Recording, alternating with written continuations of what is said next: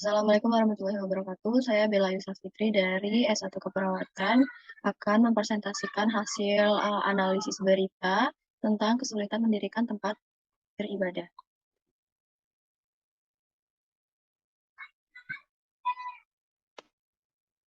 Menganalisa, mengidentifikasi, menjabarkan persoalan bangsa yang tidak sesuai dengan nilai-nilai Pancasila. Pertama ada latar belakang, kedua ada pembahasan masalah atau analisa, yang ketiga solusi. Latar belakang, tidak bisa dipungkiri bahwa Indonesia memiliki agama yang berbeda-beda. Namun sejauh ini tidak banyak masyarakat yang kesulitan dalam memeluk agamanya masing-masing.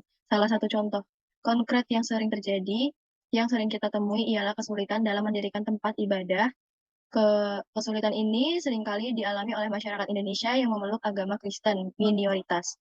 Berbeda halnya dengan mereka yang memeluk agama Muslim, mayoritas. Pembahasan analisa. Dalam mendirikan tempat ibadat, mereka yang memeluk agama non-muslim minoritas mengalami kesulitan misalnya dalam perizinan pendirian rumah ibadat. Kasus-kasus ini sering terjadi di masyarakat perkotaan. Misalnya kasus penyegelan Gereja Kristen Indonesia Yasmin. Pada tanggal 11 Maret 2010, pemerintah Kota Bogor, Jawa Barat menyegel pembangunan Gereja Kristen Indonesia GKI Yasmin.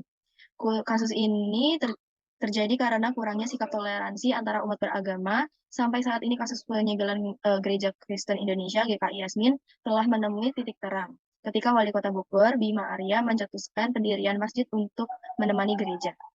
Solusi.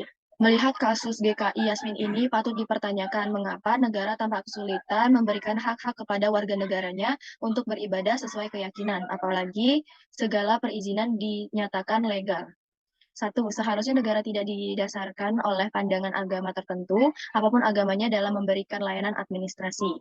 Dua, seharusnya baik pihak GKI Yasmin maupun HKBP Philadelphia diberikan perlakuan yang sama untuk menjamin hak-hak beribadah warga negara.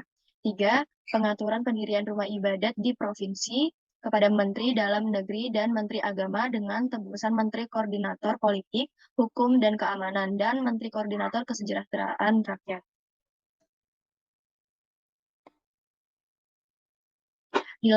Penyimpangan nilai-nilai Pancasila dalam tindakan perusakan tempat ibadah. Dalam kasus ini, sebagai dasar negara, terutama nilai-nilai yang terkandung dalam sila pertama Pancasila, ketuhanan yang Maha Esa, menjadi tidak terlihat akibat adanya kepentingan oknum-oknum yang tidak bertanggung jawab dan intoleransi. Perilaku tersebut tidak menghormati dan menghargai perbedaan agama yang dianut di Indonesia. Perilaku tersebut adalah sebuah contoh tidak adanya toleransi. Perilaku tersebut sangat merigukan masyarakat. Toleransi sebaiknya harus ditingkatkan agar kehidupan di masyarakat damai sejahtera. Terima kasih. Berikut adalah sumber dari berita tersebut.